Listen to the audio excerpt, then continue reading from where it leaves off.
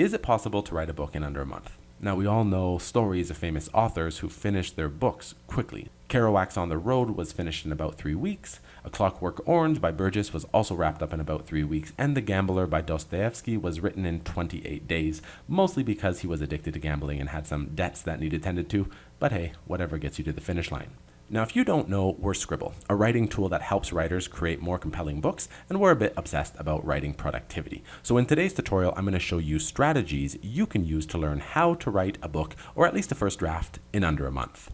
Now, when creating this tutorial, I wanted to share with you writing productivity processes which have worked for me, but are also backed by science.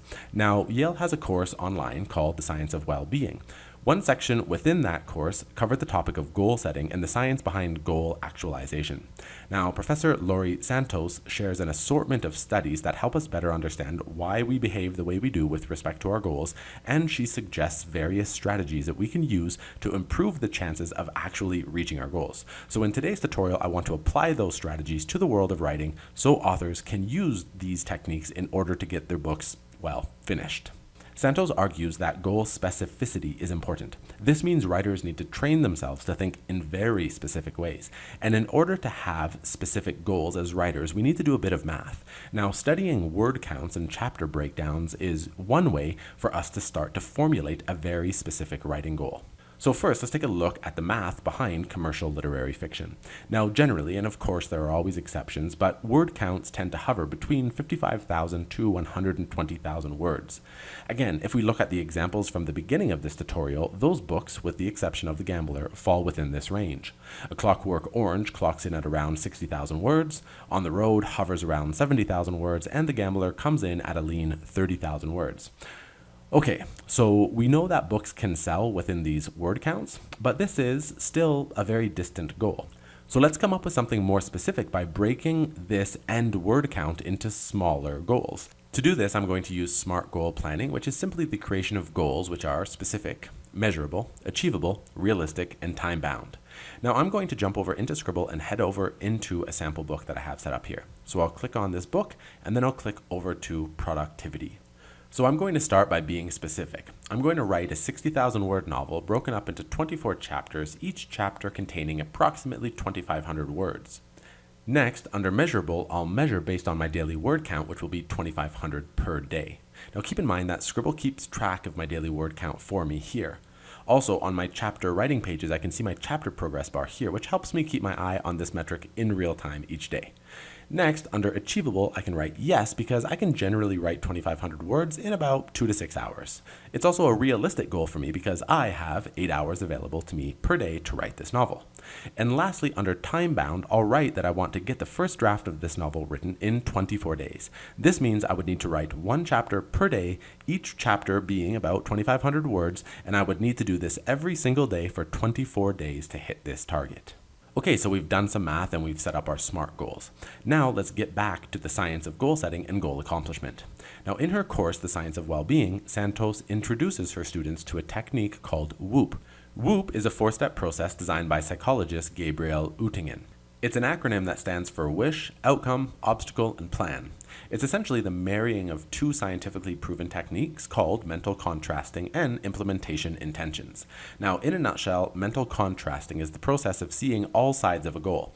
It's not just about visualizing the positive experiences of achieving your goal, but it's also about visualizing how you'll deal with obstacles when they get in your way. And the implementation intention technique is simply a self-regulatory strategy that allows you to protect yourself from automatic behavior when certain, often negative situations arise. Think of it sort of like if that, then this programming that allows you to get through obstacles without requiring that much willpower. Now, the shocking thing is that even though these techniques are visualization techniques, there's a lot of empirical evidence to suggest that these techniques work. Now, a couple of side notes here. The data seems to suggest that these techniques tend to work better as the difficulty of a goal increases. Now, here on the left, you see the data which shows performance increases based on easy to implement goals. Now, the difference is marginal. However, to the right, you'll see a performance increase of about 3x with respect to more challenging goals. Now, I would argue that writing a book in a month is a big, difficult goal that would be included over on the right side here. And secondly, the evidence also seems to suggest that these techniques tend to work better the longer that they are practiced. In another study looking at physical activity goals, WOOP practitioners outperformed the control group by about 2x, but performance improvements were more noticeable after about 1 month. So let's learn how to WOOP. The first step in the WOOP process is to set specific goals. Now, in order to do this, you need to wish. You need to know and visualize specifically what you want in the next day, the next week, month, or year. As we've talked about, the more specific the better. And that's why when we were setting up our SMART goals, we broke it down to the daily word count and chapter targets. The importance of using specific goals cited a study from 1990 which showed that chances of success increased as goals became more specific. I'm going to link to that study below. The second step of the WOOP process is outcome. The outcome step is a visualization step which helps you link a desired outcome to a wish. It's important to make this visualization sensual. Again, be specific and detailed. Visualize textures, scents, sights, sounds. Spend a minute visualizing arriving at your final destination. This helps you associate a reward with your wish, which is essential to maintain motivation. The third step is focused on the obstacles that you'll face when pursuing your goal. Now, it's important to consider these obstacles because they can derail you if they catch you off guard. However, if you've predicted the arrival of these obstacles and you've pre-planned your response, you'll be better able to handle these hurdles when they arrive. Now here, it's important to consider internal as well as external obstacles. This third step is also a visualization exercise, but for me it helps when I write these obstacles down and I practice them even when the obstacles are not present. This way I'm conditioning myself to deal with these obstacles even before they arrive. So ask yourself right now, what stands in your way as a writer? Now, in my experience amongst writers, there are quite a few shared obstacles, so let me touch on a handful of these now. One really common issue that slows writers down is their plotting. Now often, especially when you're first starting out, only fragmented snippets of your story are going to exist in your head. Now tying these things together and building bridges between chapters becomes more challenging the deeper you go. Now there are many different ways to kind of deal with this issue, but one way is to pre-plan the basic skeleton of your story beforehand. You can just use sticky notes for this if you want, but here I'm over in Scribble and you'll notice that all of my chapters are associated with an act. So on my story visualization page here, I can preview a top-down perspective of my entire story with all of the main plot points, which you'll see here. Now at a minimum, this serves as a tentative framework which I can breathe life into through the process of writing. But adding chapter names and building this basic structure with short chapter summaries helps me avoid having those days when I'm staring at the screen, not knowing where to take my story. Now, if you're the type of person who finds themselves paralyzed by the overwhelming number of narrative options available to you, then pre-plotting using a tool like Scribble might be the answer for you. Another major issue I see is the fear of having your first draft not being an A+. Again, there are many ways to deal with this, but one way is to give yourself permission to have your first draft sit somewhere between a B- and a B+. Just get your main ideas written down and then you can always rewrite later, bumping your B up to an A or an A+. Another major obstacle is not conditioning your work environment for productivity. You need to avoid interruptions and create as motivating an environment as possible. Another hurdle that authors face is dealing with a lack of consistency in their routines or processes. Another is their ability to isolate their focus on one thing at a time. And lastly, another big one I see all the time is that many writers doubt themselves. Writers themselves are often their own obstacles. They believe in old versions of themselves, or they have negatively skewed misconceptions about their skills, and these attitudes end up holding them back.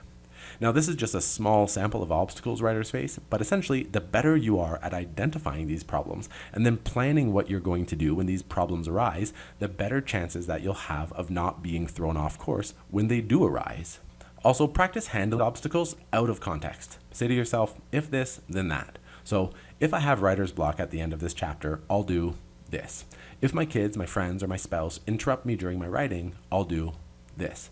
If I feel tired and I don't want to write today, I'll do this.